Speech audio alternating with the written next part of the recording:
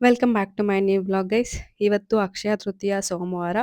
So ಹಾಗಾಗಿ ಆಚೆ ಹೊರಟಿದ್ದೀನಿ. ಅದಕ್ಕೆ ಬೇಗ ಎದ್ದು ಸ್ವಲ್ಪ ಮನೆ ಕೆಲಸ ಎಲ್ಲ ಮಾಡಿದೆ.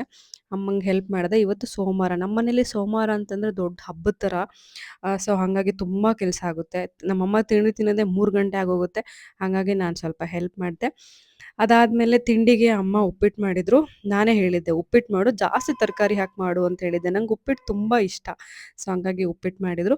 ಅದಾದ್ಮೇಲೆ ಸೌತೆಕಾಯಿ ಇತ್ತು. ಅಂದ್ರೆ ನನಗೆ ಸಾಗರದಲ್ಲಿ ಸಿಗೋ ಸೌತೆಕಾಯಿ ತುಂಬಾ ಇಷ್ಟ. ಅಂದ್ರೆ ಹಳ್ಳಿಯಲ್ಲಿ ಬೆಳೀತಾರಲ್ಲ ಅದು. ಚಿಕ್ಕ ಚಿಕ್ಕ ಸೌತೆಕಾಯಿ. ಸೊ ಅದನ್ನು ಎಲ್ಲ ಹಾಕೊಂಡು ಚೆನ್ನಾಗಿ ತಿನ್ಕೊಂಡು ಆಚೆ ಹೋಗೋಣ ಅಂತ ಹೇಳಿ ಹಾಗೆ ಹೊರಟಿದ್ದೀನಿ ಇವಾಗ. ಯಾರು ಹೇಳ್ತಾರೋ ಬಿಡ್ತಾರೋ, ನಮ್ಮನೆ ಪುಟಾಣಿ ಎದ್ದಿರುತ್ತೆ. ಗುಡ್ ಮಾರ್ನಿಂಗ್ ಮಗಳೇ.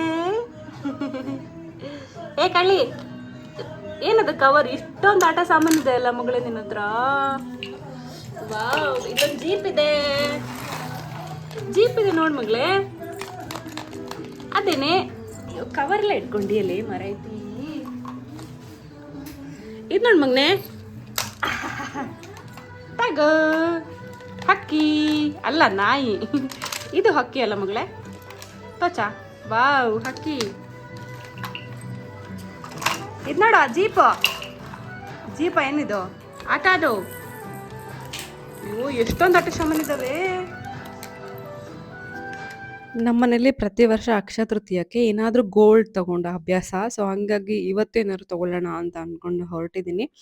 ಗೊತ್ತಿಲ್ಲ, ಆ್ಯಕ್ಚುಲಿ ಸಿಕ್ಕಾಪಟ್ಟೆ ರೇಟ್ ಆಗಿದೆ. ಬಟ್ ತಗೋಬೇಕಂತ ತುಂಬ ಚಿಕ್ಕದಾದ್ರೆ ಏನಾದ್ರು ತಗೋಬೇಕಂತ ಆಸೆ ಇದೆ. ಸೊ ಹಂಗಾಗಿ ಇವತ್ತು ಹೊರಟಿದ್ದೀನಿ. ಏನು ತಗೋತೀನಿ ಅಂತ ಇನ್ನೇ ಡಿಸೈಡ್ ಮಾಡಿಲ್ಲ. ಸೊ ಈ ವ್ಲಾಗ್ನ ಕಂಪ್ಲೀಟ್ ಆಗಿ ನೋಡಿ ನಿಮಗೆ ಗೊತ್ತಾಗುತ್ತೆ. ಇವಳೇನು ಗೊತ್ತಾ, ನಮ್ಮ ಅಕ್ಕನ ಮಗಳು ಬೆಳಗ್ಗೆನೇ ಎದ್ಬಿಟ್ಟಿರ್ತಾಳೆ. ಎದ್ಬಿಟ್ಟು ಅವಳ ಹತ್ರ ಈ ಆಟ ಸಾಮಾನಲ್ಲದೆ ಇನ್ನೂ ಸಿಕ್ಕಾಪಟ್ಟೆ ಇದೆ. ಅದನ್ನೆಲ್ಲ ಎತ್ತಿಟ್ಟಿದ್ದೀವಿ. ಬಿಕಾಸ್ ಅವಳು ಅಷ್ಟೆಲ್ಲ ಆಟ ಆಡೋದು ಆಟ ಸಾಮಾನಲ್ಲಿ ಸುಮ್ಮನೆ ಅಂತ ಹೇಳಿ ಅಂತ. ಸೊ ಹಂಗಾಗಿ ಅವಳು ಇರೋದ್ರಲ್ಲೇ ಆಟ ಆಡ್ತಾ ಕೂತಿದ್ಲು. ಗೈಸ್, ಹೇಳೋದು ಮರ್ತಿದ್ದೆ, ಇನ್ನು ಸ್ವಲ್ಪ ದಿನದಲ್ಲಿ ನನ್ನ ಅಕೌಂಟ್ ಮಾನಿಟೈಸ್ ಆಗುತ್ತೆ. ಸೊ ನಿಮ್ಮ ಜೊತೆ ಅದನ್ನು ಶೇರ್ ಮಾಡ್ತೀನಿ. ನನ್ನ ಜರ್ನಿ ಹೇಗಿತ್ತು, ಹೇಗೆ ಮಾನಿಟೈಸ್ ಆಯಿತು ಅಂತ ಹೇಳಿ. ಓಕೆನಾ? ಆ್ಯಕ್ಚುಲಿ ನನಗೂ ತುಂಬ ಖುಷಿ ಇದೆ ನಿಮ್ಮ ಜೊತೆ ಶೇರ್ ಮಾಡೋಕ್ಕೆ. ಏ ಚುಂದ್ರಿ,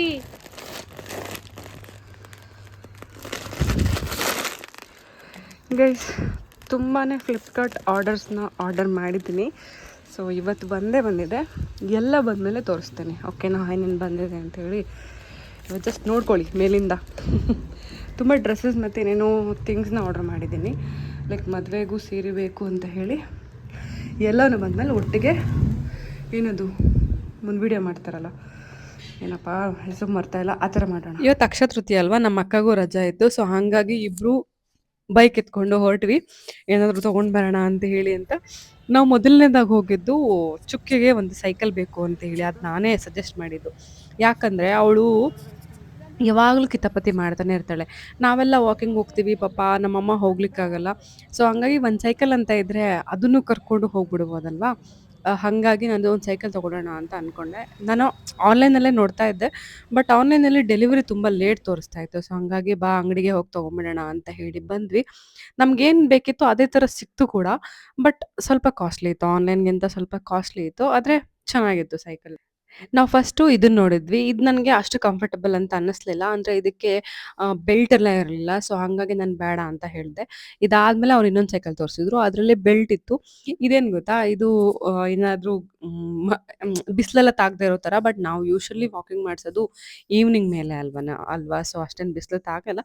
ಮತ್ತು ಮೋರೋವರ್ ಮಕ್ಳಿಗೆ ಬಿಸಿಲು 4 ಗಂಟೆ ಮೇಲೆ ಬಿಸಿಲು ಮತ್ತು ಬೆಳಗ್ಗೆ 8 ಗಂಟೆ ಒಳಗೆ ಬಿಸಿಲು ತಾಗಬೇಕು ಅಂತ ಹೇಳ್ತಾರೆ. ಸೊ ಹಂಗಾಗಿ ಅದನ್ನು ಬೇಡ ಅಂತ ಅಂದ್ಕೊಂಡ್ವಿ.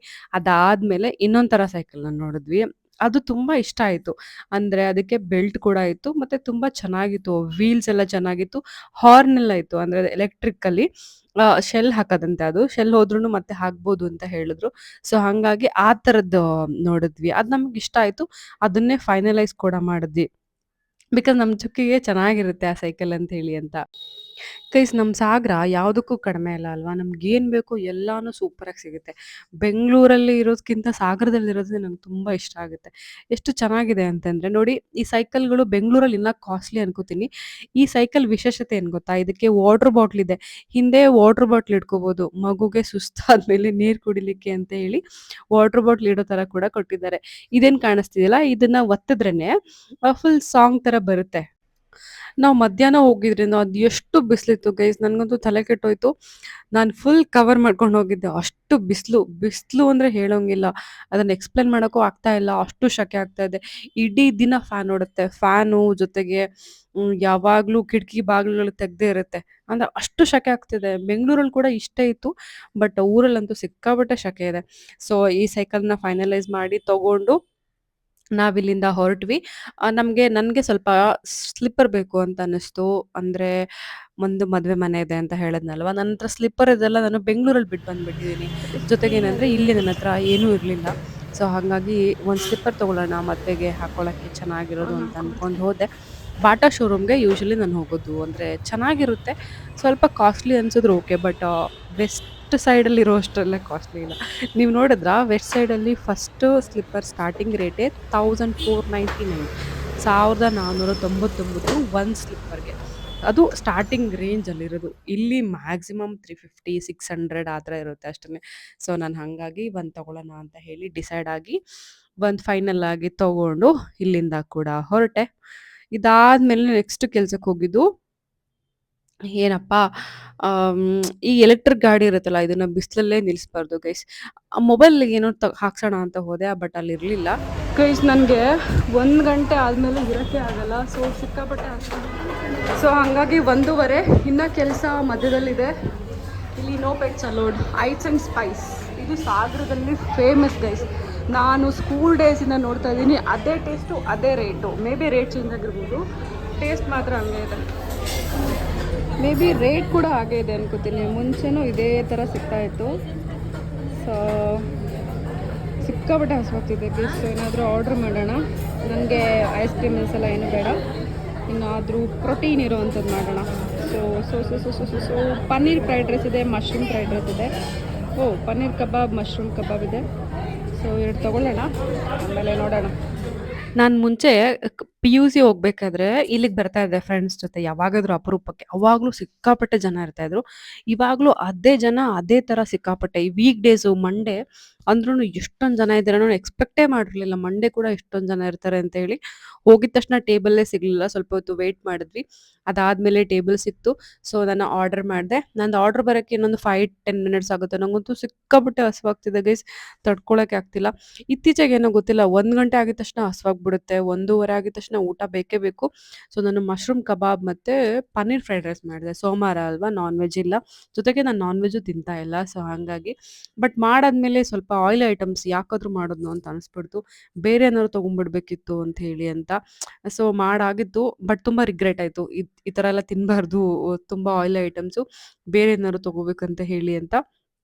ಬಟ್ ಟೇಸ್ಟ್ ಮಾತ್ರ ನೆಕ್ಸ್ಟ್ ಲೆವೆಲ್ ಇತ್ತು, ತುಂಬ ಚೆನ್ನಾಗಿತ್ತು. ಮೇ ಬಿ ಅದೇ ರೀಸನ್ಗೆ ಐಸ್ ಆ್ಯಂಡ್ ಸ್ಪೈಸ್ ಅಷ್ಟು ಫೇಮಸ್ ಅನಿಸುತ್ತೆ. ನಮ್ಮ ಅಕ್ಕ ಒಂದು ಐಸ್ ಕ್ರೀಮ್ ತೊಗೊಂಡ್ಳು. ನಾನು ಐಸ್ ಕ್ರೀಮ್ನ ಸ್ವಲ್ಪ ಅದರಲ್ಲಿ ತಿಂದೆ ಅಷ್ಟೇ, ಜಾಸ್ತಿ ಏನು ತಿನ್ನಲಿಲ್ಲ. ಅದಾದಮೇಲೆ ಪನ್ನೀರ್ ಫ್ರೈಡ್ ರೈಸ್ ಬಂತು. ಆ್ಯಕ್ಚುಲಿ ಟೇಸ್ಟ್ ಮಾತ್ರ ನಿಜವಾಗ್ಲೂ ತುಂಬ ಚೆನ್ನಾಗಿರುತ್ತೆ. ನೀವು ಯಾವಾಗಾದರೂ ಸಾಗರ ಬಂದರೆ, ಎಲ್ಲಾದರೂ ಟ್ರೈ ಮಾಡಬೇಕು ಅಂತಂದರೆ ಐಸ್ ಆ್ಯಂಡ್ ಸ್ಪೈಸ್ನ ಕಣ್ಣು ಮುಚ್ಕೊಂಡು ಹೋಗಿ. ತುಂಬ ತುಂಬ ಚೆನ್ನಾಗಿದೆ. ರೇಟ್ ಏನು ತುಂಬ ಇರಲಿಲ್ಲ. ನನಗೆ ಎಲ್ಲ ಸೇರಿ 300 400 ಬಿಲ್ ಆಗಿತ್ತು ಅಷ್ಟೇ.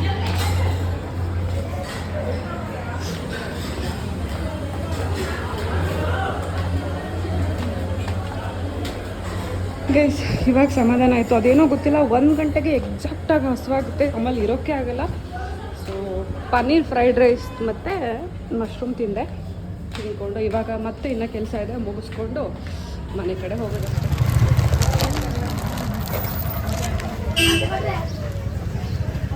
ಗೈಸ್ ಇದು ಜೈ ಹಿಂದ್ ಬೇಕ್ರಿ ಅಂತ, ಇದಕ್ಕೂ ತುಂಬ ವರ್ಷಗಳಿಂದ ಇದೆ ಆಯಿತಾ.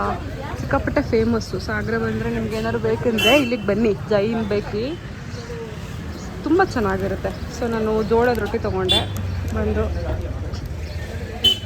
ಟ್ರೈ ಮಾಡೋಣ ನೈಟ್ಗೆ ಅಂತ ಹೇಳಿ ಅಂತ. ಇದಿಷ್ಟಕ್ಕೆ 80 ರೂಪಾಯಿ ಖಡಕ್ ರೊಟ್ಟಿ ಇದು.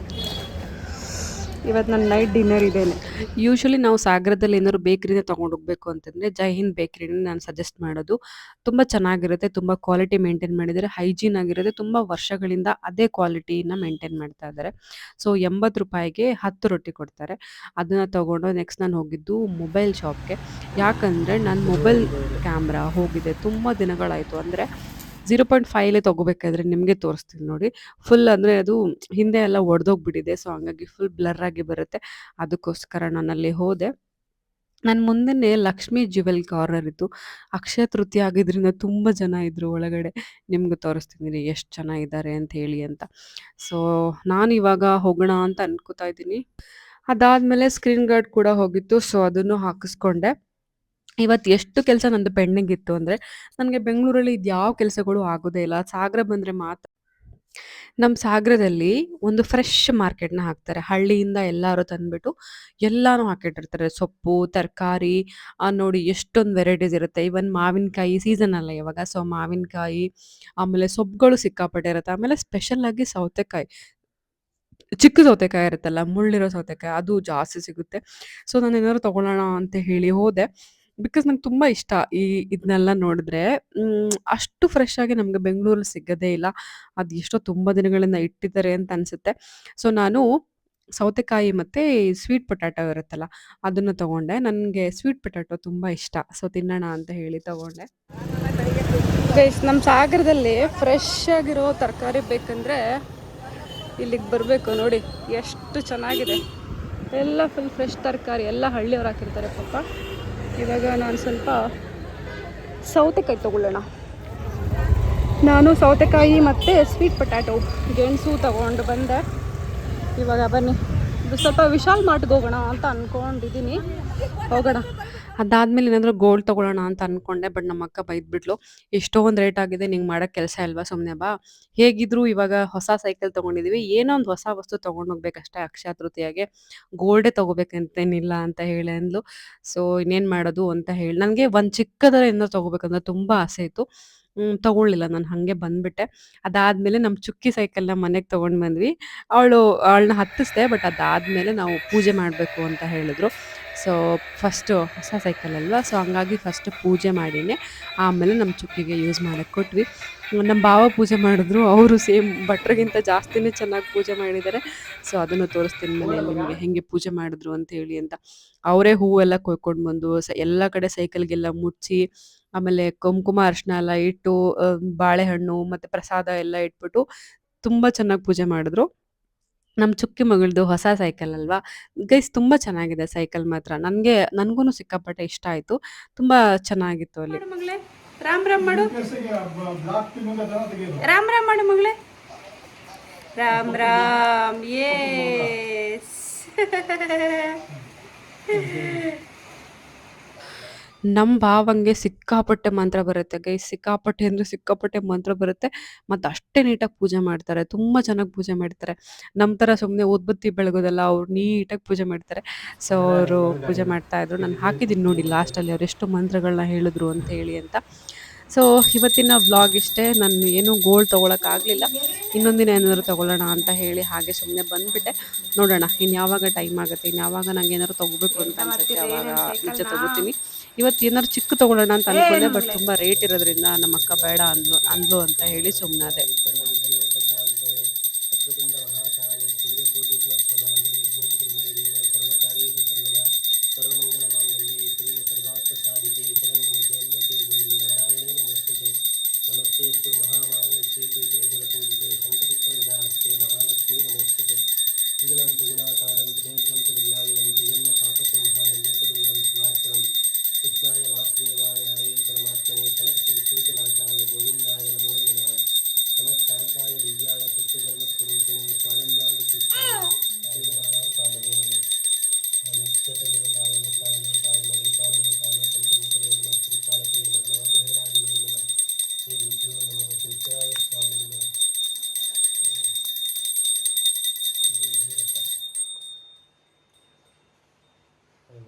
ನಿಮ್ಮ ಹತ್ರ ಮಾತಾಡಕ್ಕೆ ನಾನು ಫೋನ್ ಮಾಡಿದ್ವಿ, ಮಾಡ್ತೀನಿ. ಒಳ್ಳೇದು ಮಾಡಪ್ಪ.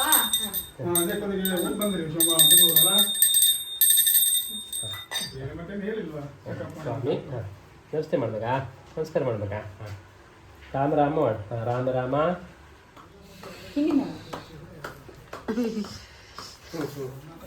Right right.